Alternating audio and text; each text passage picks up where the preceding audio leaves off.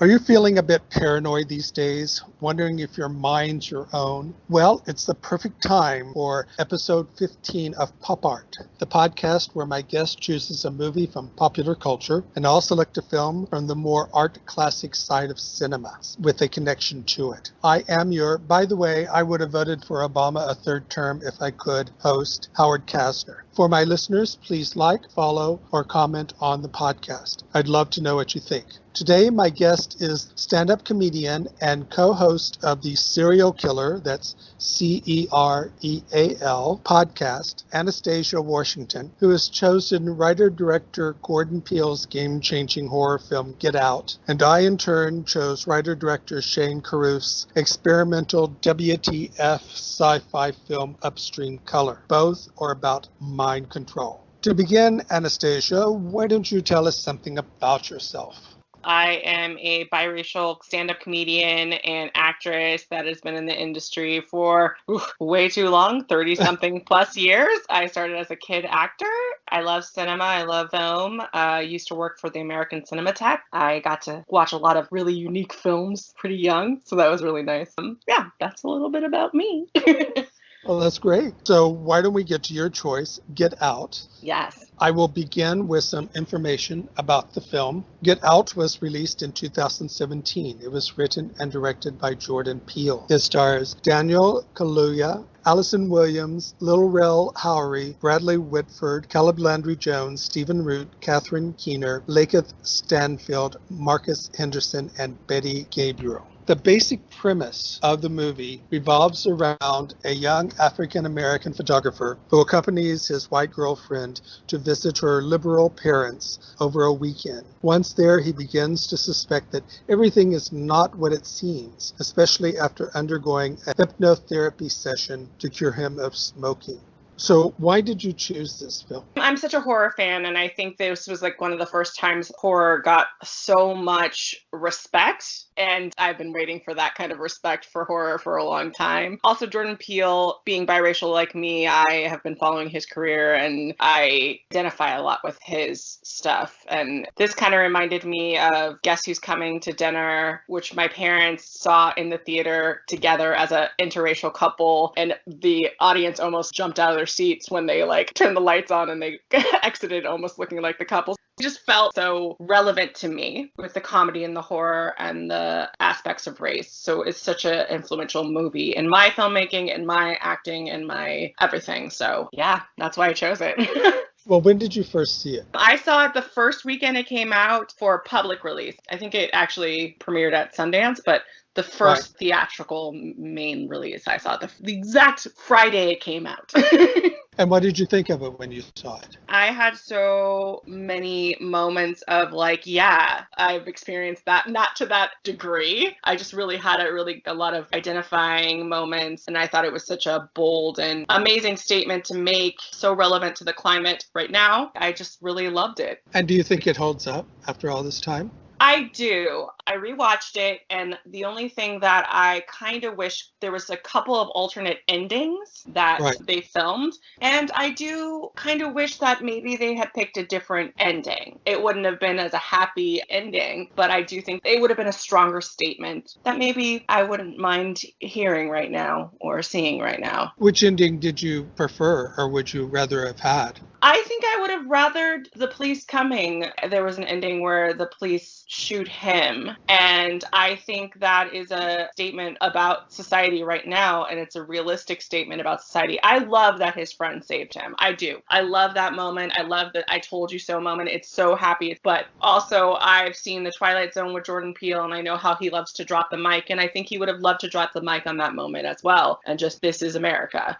But I understand why they changed it, and I do like the ending. I just, it would have been another statement to make. I was also torn about the ending. I expected him to be arrested and to be prosecuted for the murder of all these people. That's how I expected it to end. And at the same time, that sort of ending would have been, in a way, problematic to me, because I kept thinking, well, if you get a decent lawyer and a decent private detective, you're actually going to be able to prove that everything he claims to be true is true. Right. At the same time, I'm going, this is a science fiction movie. This is a horror movie. None of it is possible.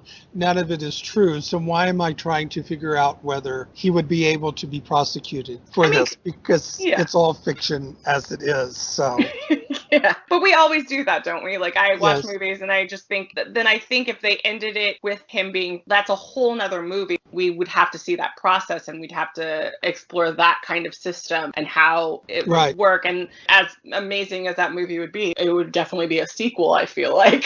It is sometimes, though, how I feel about the horror movies and the ending. And I'm going, would it really end that way? Would it really happen like that? Yeah. And I think, but this is a horror movie and it's totally fiction from beginning. So how far do I really want to go with that? Exactly. I do understand he sort of came up with the ending after trying out the original endings with audiences. And also the idea that today, I guess he felt we needed more of an upbeat or a happier ending, that it wouldn't work quite as well with the downbeat ending. That's probably true. And I don't know if it would have been accepted as widely if it had kept the original ending. I did kind of like the idea of also they had I can't remember the actress's name from Living Single, and she had a bigger part in some versions of it. And I like her as an actor and I liked seeing her. So that would have been nice. I know that in one version, she actually kills Allison, the detective. Erica Alexander, Detective Latoya. So she had a bigger part in some versions and actually went with him to get his friend. And I think there was a version where she killed the woman. And that might have been an interesting take as well. Police killing a white person. It's another political statement. It's another interesting way it would have shifted the movie. It's interesting to think about those different reactions that people would have had. Right. Yeah. What are some of your favorite scenes from the movie? One of my favorite scenes is actually in the beginning when they're talking about going to see the parents, and he's having this reaction that's very subtle, but she's trying to convince him, oh, her parents are so liberal, her parents are so this, and he's just having a very real reaction to the fact that, yeah, you can be liberal and yeah, you can be not quote unquote racist, but it's different when it's brought home to you. His reactions were very realistic. I really just loved that they showed that. Another one I loved was when he's going around in the party and they're asking him all these weird questions, which is, again, so realistic, and the way that people talk to even me, I'm biracial, they'll say stuff like, I remember even as a kid, one time they told my mom, oh, well, your kids won't have a problem getting into college. Just those little microaggressions. And I was like, that was really important and realistic. I think my least favorite, and this is always my least favorite in the history of the world, is I hate anytime they kill an animal. So I hated that deer scene. Lot.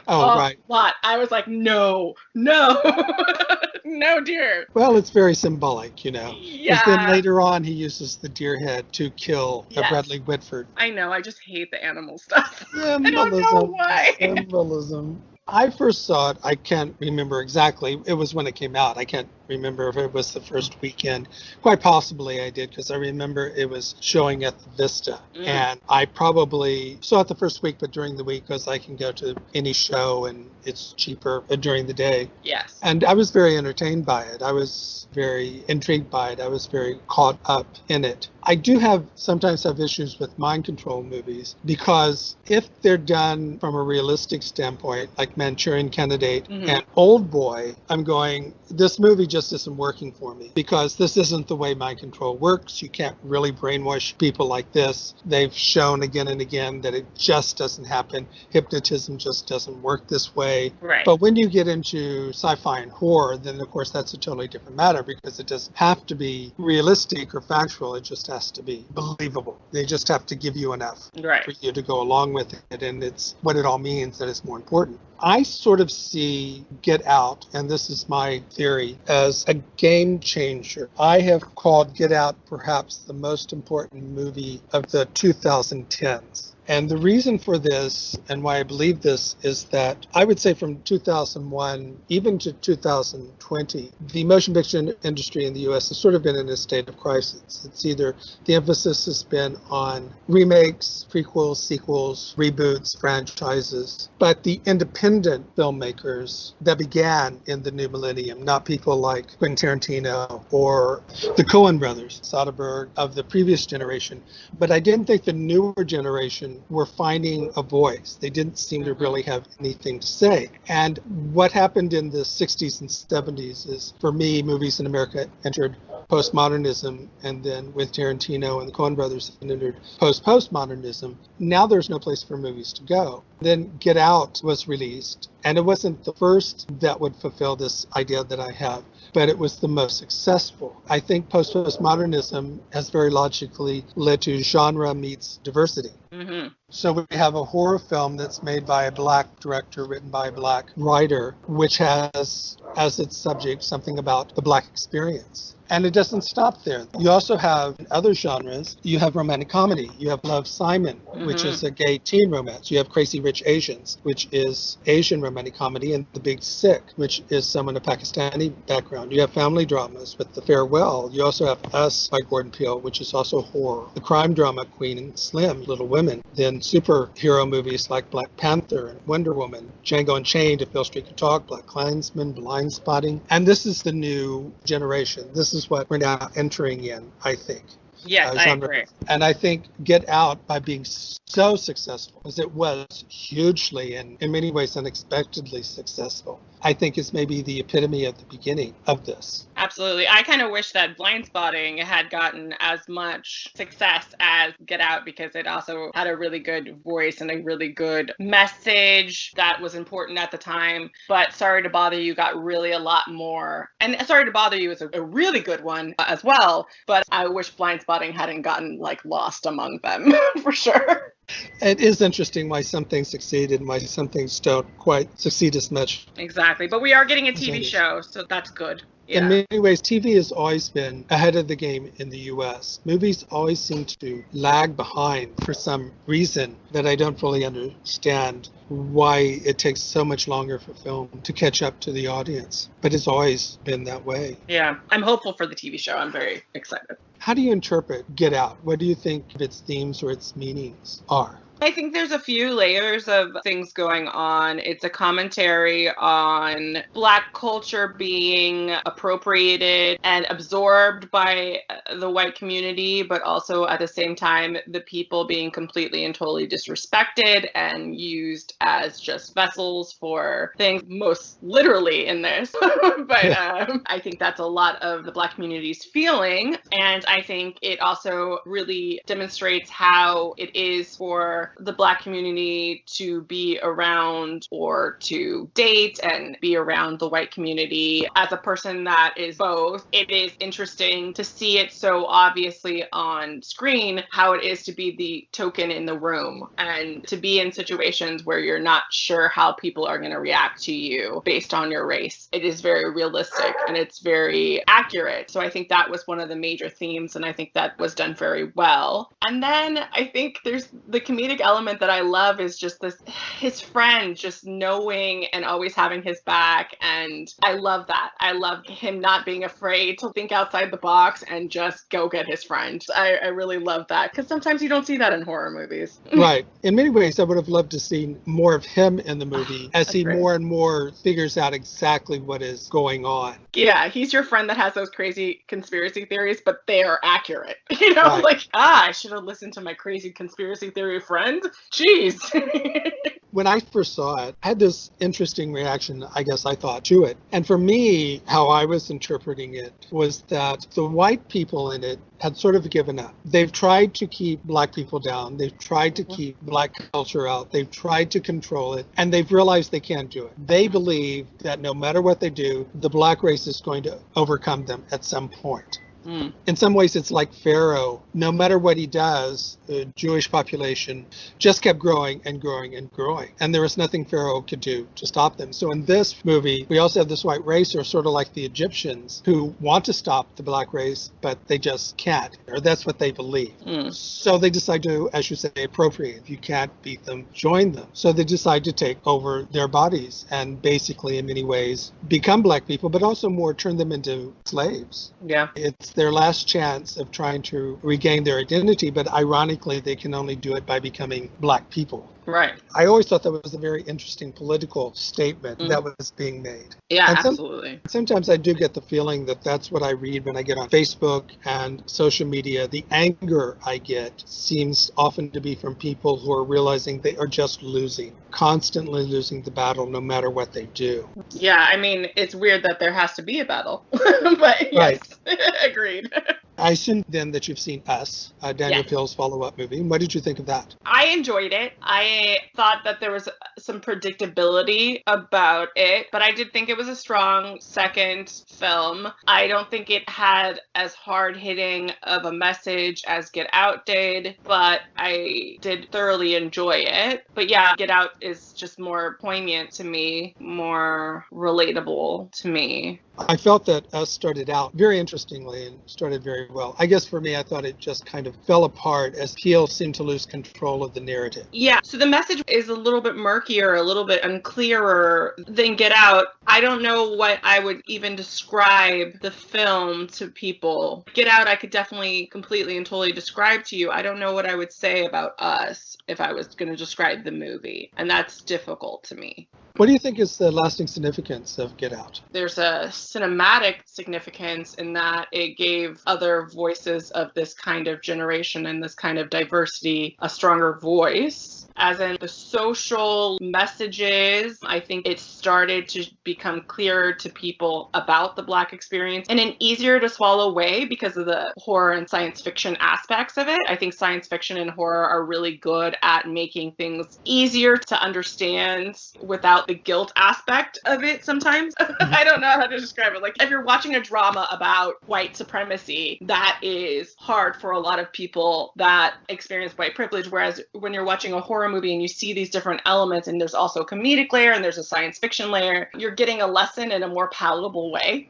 Well, I think that's a very good point. I think some people don't realize how much genre films have to say because you don't often pay attention to that aspect of it, which is both good and bad. I mean, it's good that they have these things to say and that they're trying to say it. At the same time, they sort of get hidden by genre conventions and the genre aspect of it. There's more emphasis placed on the genre and the plot and the conflicts so that sometimes you don't realize that there is this other layer to it. And sometimes you don't realize for years down the line when you have a more critical look at it, taking it out of its context. It reminds me of one of my podcasts when we were talking about Ingmar Bergman and existentialism and how you don't really see that in film much anymore. And ironically, where you see it is actually in superhero movies. You see it in Avengers Endgame, in Deadpool, and Spider-Man Into the Multiverse. And he says, that's right, but I don't have to pay any attention to that. I'm just here for the escapism. And I think it's sort of ironic that here that existentialism became so mainstream that you put it in these mainstream movies and nobody knows it's there.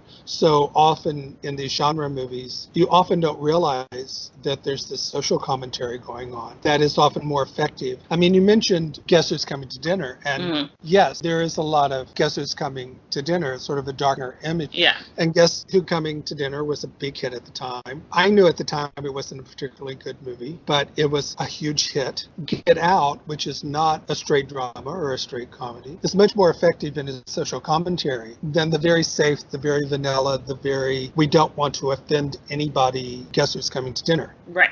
Well, and I also think that's a reflection of the time, right? There's only so much maybe say within being mainstream. If you're being mainstream, if you're like the studios, there were other movies at the time that didn't quite. If anything, the Jeffersons on TV were much more daring when it came to interracial relationships. is kind of funny when Green Book came out, which is very entertaining and very enjoyable. It's a movie I could watch again. But as someone says, it's the most daring movie about race relations of 1976. Yeah. And so Get Out, which is a horror film, actually has a lot more to say than Green Book does. Oh, absolutely. But I also think that has something to do with the narrative. I think that sometimes filmmakers are making a film for a specific audience instead of making a narrative that they want to tell, right? So they're making it palatable for an audience that they have in mind. And, you as a filmmaker, I have to think about that sometimes. Am I thinking about what's palatable, or am I making the statement that I want to make? Sometimes that's a hard decision to make, but I do think there are movies that are made for white audiences about race, right? Right. It's by white directors and producers and filmmakers.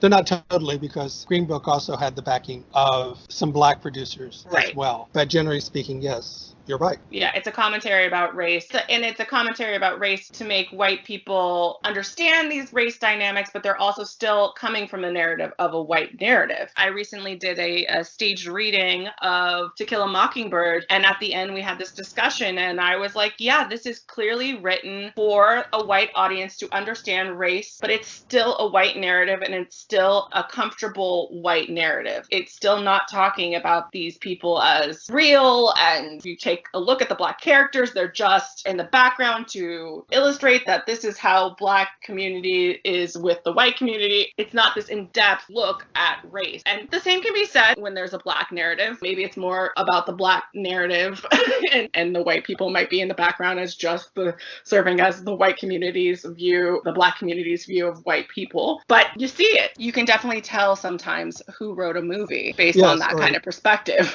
Or at least either wrote it or directed it or produced it. The money people ultimately have the ultimate decision. But this results in what I often describe as middle-brow entertainment. Movies that make you think they're being daring and saying something really relevant and important, and then they don't really. They fall short. They just make you think they are. So they reinforce your middle-class outlook. Yeah. And I'm in that audience too. One of the ironies is that movies like Green Book, The Help, but also movies like Bohemian Rhapsody, and for me also, I have to say Black Klansman, I'm not as big a fan of Black Klansman as other people are just sort of middle brow. They take you only so far, and then they sort of don't quite do it. Right. And that's often why they're the most successful. Yeah, because most people don't want to go to a movie and feel guilty about the things that they've done or the way that they act or the whatever. Right. Most people say, I want to go to a movie and think, but most people don't want to go and think about how they are in society. And I think that is why genre films are, they may not be like super obvious about the message that they're doing, but they're sneakily getting that message in there in a way that is more comfortable for the audience. It's a spoonful of sugar helps the medicine go down. Right. And in Get Out's case, this sugar is horror. Exactly. So you can enjoy it at another level, and you can claim that, oh, well, I just like it as a horror film. But also, you sort of have to face this other aspect of it if you're going to enjoy the horror of it. And it's implanted this seed of questioning things. Like, even if you don't realize it, when you've seen a film like this, you start questioning,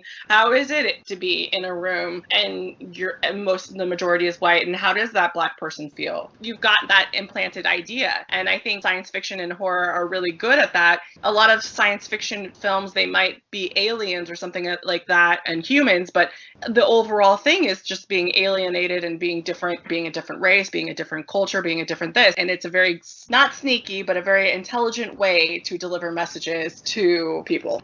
I will add some information about the film. It cost $4.5 million to make. It made $255 million worldwide. It was nominated for 4 Oscars: Best Picture, Director, Original Screenplay, and Actor, and it won Best Original Screenplay. It was filmed in 23 days. Wow. Jordan Peele lists as one of the inspirations for the film, The Stepford Wives. I even sort of considered choosing The Stepford Wives to accompany this, but The Stepford Wives was a bit too popular culture. Allison Williams, who is the girlfriend, for anybody who has seen the show Girls will recognize her, and Stephen Root, who is the blind art gallery owner, can now be seen on Perry Mason as the district attorney. One of the most interesting things I thought about it, and I knew in many ways that it was going to be a game changer, is that it opened February 26th. If you open that early in the year, it is almost impossible to get any Oscar recognition at all. Most Oscar nominees start in the fall, especially around October and November, sometimes in the summer. But this one opened February 26th, and as more and more it became obvious that it was going to be nominated for these Oscars, I said, this is a game changer. This is big.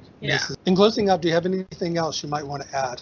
I was just really blown away by this movie. I was really blown away by how much it touched people. It became such a mainstream success because I wouldn't have thought that it would, but I'm very glad it was. With that, let's then get to my choice. Yes. The movie Upstream Color.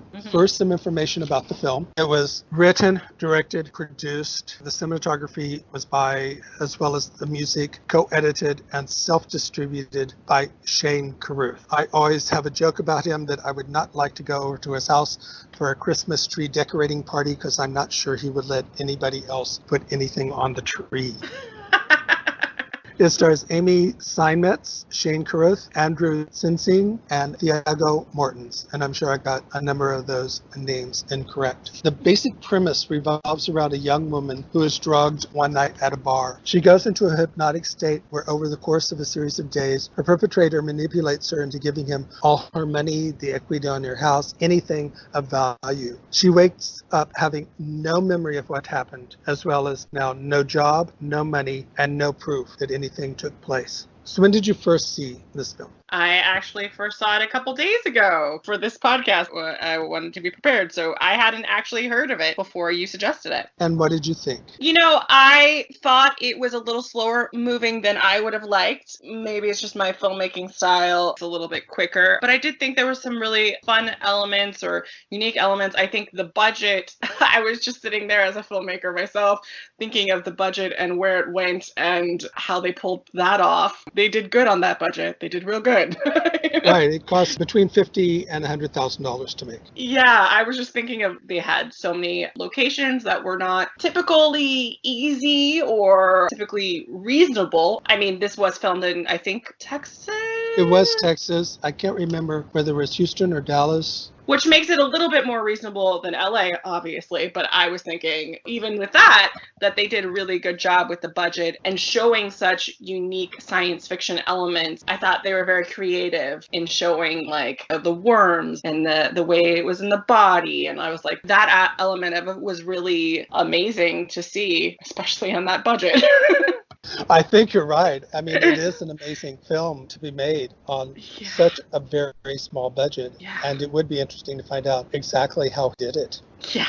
I know he does a lot of the stuff on his own, and maybe that is. Well, certainly, if you don't have to pay for the cinematographer, if you don't have to pay for the music, because he did the music himself, if you don't have to pay for all those people, of course, that is going to help you reduce the budget. And today, because I'm sure it was shot digitally, shooting things digitally is always much less expensive. Yes. There were elements of it, yes, that would lead to it not being too expensive. Yeah, but I still think that it was amazing for that budget. I do think there was some really great acting in it. The two main characters, they really had a good chemistry, and it was a really interesting relationship, although I'll think a little fast, but I think that is because of the, I don't want to say supernatural elements, how would you say it? The mind control element of it. But you mean that they had a connection because of their past history. They their had past a similar history, and somehow they knew something, that they had a connection. They just didn't know what it was when they connected. And then there was something about how he could absorb her story in some aspect. Yeah, they're both absorbing each other's stories where they weren't quite sure where the other one ended, which is a very interesting commentary about becoming a couple and where you end and where they begin and stuff like that. Overall, this was a really interesting take on the free will aspect of our life. Did any of the scenes particularly stand out to you? There was a lot of unique sci-fi things that I thought were very interesting. Her laying in bed and curling up, kind of like the worms are curling up in her body, and then seeing the worms crawling through her body, that was obviously very visually stimulating and interesting. I do think the whole aspect of seeing her be not kidnapped, but kind of kidnapped, mind controlled, that whole series of scenes, it was really strong. I felt that was very almost terrifying when I realized what was going on and what was going to happen to her. And then when she comes out of it, and there's nothing she can do. Yeah. she can't really go to the police because what is she going to tell them? She can't get her money back from the bank because they have all this proof that she did it. That's one of the things that drew me into the film. This horrible, horrible thing this person had done to her, and that she knew he was doing to other people as well. Yeah, there's literally no course of action that she could take. That's terrifying. I think it's also terrifying because I was thinking about, obviously, this is not to this degree, but Stockholm Syndrome, Patty Hearst, and we see all these different things that push certain people to do things that they otherwise wouldn't do because of some kind of brainwashing. And it just made me think, gosh, if just adding one element could push somebody to the edge, and what is that edge? What is the edge of your own free will that you would give over to somebody? How does that happen? Obviously, this is not a realistic way that would happen. Well, maybe. Who knows? Well, it's only realistic is theoretically if you could actually find a drug like that. But yes, as of now, there is no drug that would affect somebody over this long a period of time. Right. Even shorter periods of time, even truth serums don't really quite work as efficiently as they do in movies. Right. I saw it when it came out, and one of the reasons why I saw it is because I saw Shane Caruth's first film, Primer. And I saw that because Netflix at the time, you can still do it, but I would be getting discs from Netflix. Yeah, I still do. Yeah, I've stopped doing that because I just get Netflix only. So I would go through it and add on films that I wanted to see, and Primer had won Best Picture at the Sundance Film Festival, so naturally I wanted to see it. And it's a time travel movie, and extremely clever and smart. I was so impressed that when Upstream Color came out, of course, I had to want to go see it. Now, I think there's a 12-year difference. Can't remember exactly when Primer came out. And he didn't make a movie in between, and that's something we can talk about later. But I went and saw it, and I was just mesmerized. And it's not so much the story that mesmerized you, because as you say, the way the story is told, it's not as tensely told, or it doesn't have a lot of forward momentum in the way, say, Get Out does. Yeah. It has a more leisurely pace to it. So what mesmerized me was the cinematography and the visual approach to telling the story and the way it was edited. And I guess in a sort of mind control way was sort of mesmerized and drawn in to this story, sort of against my will. Even though I have to admit, after the second time of seeing it, I still am not quite sure how it all fits together plot-wise. Yeah, I agree with that. After that was reading articles about it and stuff like that to see if I missed anything. And the main thing that I think people miss, and I missed, and I had to get this from a summary, is the full story of how the pigs relate. Oh, yes. Because the two central characters start acting strangely at one point. And it's because the worms have been inserted into pigs, so they tend to have this connection to pigs. So when the pigs start acting in a certain way, they have a residual effect from it. So when the pig is pregnant, she thinks she's pregnant. Yeah. And goes to the doctor. When they start getting really paranoid, that's when he's dumping the pigs. That's when he's killing the pigs and throwing them in the water. And that connection, I don't think is as strong as it probably should be. I think at that point in the movie where the main focus is on this relationship that they're currently in, and I think it's kind of distracting away from the pigs. I mean, there's elements of the pigs throughout that time, but it's just not as strong, I guess, as the visuals and the situation with them. Right. It is very experimental in the way it's made and done. Yeah. But that does lead me to one of my favorite scenes is when she does go in because she thinks she's pregnant. And they inform her that you had cancer and it's not there anymore. And I thought how ironic that this horrible thing happened to her. But if this horrible thing hadn't happened to her, she probably would be dead from cancer by now. And I thought that was an interesting little twist. It's like you had to go through this horrible experience, but there was a caveat or I don't want to say a positive, but I guess it is a positive, you know?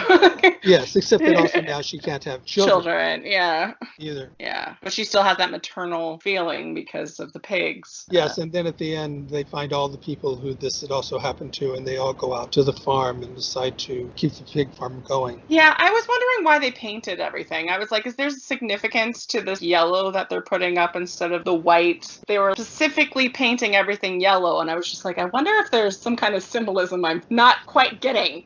You may very well be right. It just struck me that they were cleaning up the place, but there could be something significant to the yellow. Yeah, I'm just like not sure. I was like, they're very specifically painting everything yellow. I don't know what it is. I'd like to know. And then by taking over the pig farm, they inadvertently, because I'm sure they don't understand how it happens, but they stop the drug from ever being being created again. Right. Caruth has had difficulty in making films. One of the reasons is the same thing that happened to him happens to anybody who has any kind of success with a film. He did this film Primer that got a lot of critical praise, and I think did well enough at the box office so that Hollywood came calling. Very naively, he thought, okay, they're just going to give me all this money to make whatever movie I want. And instead, they tried to control everything he did. Right. So he wanted to make these big movies, and he couldn't make them. And he finally just left Hollywood. And instead of making the films he wanted, then he went on and made this. And I remember at the time that some people were totally blaming him, that he's the problem. He can't get along with anybody. He's too difficult to work with. That's why he never made a film in Hollywood. But the more you learn about Hollywood, you sort of begin to wonder, maybe it wasn't him. Maybe it was Hollywood. Yeah, and I think sometimes when people are called difficult, it's because they don't want to compromise certain aspects of their film or their voice. With stuff that's happening in Hollywood, we're hearing that people that have been called difficult maybe just had strong ideas or morals or whatever it is. They just didn't want to adapt their voice to mainstream, and then they're labeled difficult. I don't know, in his case, what it is. Maybe it is he's difficult. I have no clue. Well, it's probably a combination of both. Yeah. But my guess is his big issue is he wanted to make a big movie with a huge budget. Yeah. Most people who are able to stay in control of their art don't try to make big movies. Right. You have Woody Allen, you have the Coen brothers, even Quentin Tarantino, that start out making these relatively low budget films. And they don't immediately, after a success, go make a huge film. They keep making these relatively low budget films, and they have a very definite way of making them so that they can make them on a certain budget where they tend to make a profit. And as long as they can make a profit, then they can keep their money guys and they can keep on making movies. And eventually you might be able to make a big one. Certainly Quentin Tarantino has gotten bigger and bigger and bigger, but his movies kept doing better and better and better. But the Coen brothers, I think, have stayed at a relatively middle budget. Sonnenberg as well, though. Sonnenberg has in many ways left Hollywood and tends to make very independent films, or now tends to work for television. But it is very odd. For a long time, Harvey Weinstein was seen as this great savior of independent film. Right. Until you start digging into it. And you realize just how many careers he destroyed because he wouldn't let them create their own art. Right. And because of that, he would just run the movie. And then when the movie didn't do well, then they couldn't get another movie made. But they weren't the ones who re-edited the movie. It was taken out of their hands. Shane Caruth would probably do better in Europe, where you can get government money and where the success of a film isn't always as important. That's funny that you say that. When I first started watching it, I was like, oh, this feels like a different country. Right. That I was like, is this from here? And that's when I deep dived and I was like, oh, it's from Texas. It does not feel that way. He has very strong elements of European cinema. Right. And I think David Lynch ran into that problem as well. He's very European in the way he makes films, and that's caused him difficulty as well. And David Lynch sort of has bowed out now of making films. Shane Caruth has said that he does have one more project, but he says he's now going to more focus on helping other people make films so they don't have the problems that he did.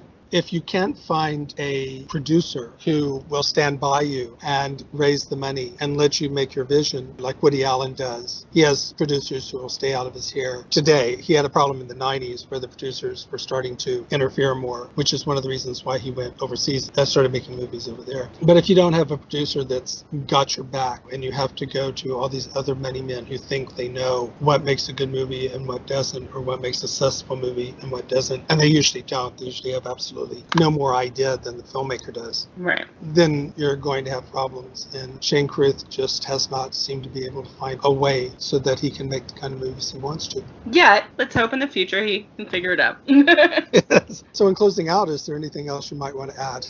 I think this movie had really strong elements. I think it's worth it to see it as a filmmaker, especially to see how budgets can go. I think it's a really good depiction of low budget film. They did a good job with their budget. It's very mesmerizing for me for that. A little bit more information about the film. The budget, as we said, was $50,000 to $100,000. It did make, it's very specific. It said it made $584,881. Wow. At the box office. And he did self-distribute. He did not use a distribution company. Amy Simon, who plays the lead, can be seen in The Killing, the AMC television series. She also was one of the producers and stars of The Girlfriend Experience. With that, let's start closing out. out, and I asked you to choose a film or two that would go with your choice that you would recommend. Yes, I was thinking about this a lot. I would like to suggest some films about the Black experience that I think are very good. Say The Hate U Give, which is a really good underrated film. And I was going to also say Blindspotting, which was mentioned. It's worth seeing. It does combine a couple of genres, I feel like, too, because it's got some strong comedic elements, but it does mix in the drama in there. So I think it is well worth your views, for sure. As for me, I will mention first The Manchurian Candidate, which I also mentioned before, directed by John Frankenheimer, which is about some soldiers who were taken prisoner during the Korean War and were brainwashed in order to set up a political takeover in the U.S. Stars Frank Sinatra, Janet Leigh, Lawrence Harvey. It's a beautiful film to look at, too. It's in gorgeous black and white. The other film I will recommend is a film called Borgman from the Netherlands, directed by Alex van Warmerdam. It is about an itinerant man who sort of worms himself into the household of an upper middle class family and starts controlling them and manipulating them in very odd ways. For me, it was quite a fascinating movie that also, after it's over, going, I'm not sure what that was about, but I liked it. What is next for you? What should we be looking for? Well, I have a lot of stand-up stuff going on, even despite quarantine, so you can definitely check out that. I will be at the Burbank Comedy Festival online, at home. That'll be really cool. Also, my podcasts are ongoing. I do Serial Killer, which did WonderCon at home, so you can find that at WonderCon at home, True Crime and Comic Books. And I will be at San Diego Comic-Con at home as well with Nerd Up or Shut Up. Sounds very exciting. Yeah. As for me, I'll go through my usual litany. I'm a screenwriter and script consultant, so I have a Howard Casner script consultation page on Facebook. I have a blog, Rantings and Ravings, which covers topics of movies and screenwriting. I have 2 books of short stories on Amazon. The first is The Starving Artist and Other Stories, and The 5 Corporations and One True Religion. These are horror, sci-fi, and fantasy short stories. The second edition of my screenwriting book, Rantings and Ravings of a Screenplay Reader, is also available on Amazon. I'm an amateur photographer, and you can find those on Instagram. The previous episode of Pop Art, my guest was Hollywood hyphenate actor, writer, director, producer Alan Richson, where we discussed Dumb and Dumber and Too Late for Tears, both of which are about people who suddenly find themselves in possession of a great deal of money. And the next episode after this one should be with Zoe of Zobo with a Shotgun, the Queen of Extreme Horror, a writer, producer, YouTube, where we'll be discussing Hereditary and Kaboom. Both movies are about people who find themselves to be part of cults. So with that, I want to thank you once again for being a guest on my show. Oh, thank you for having me. It was great.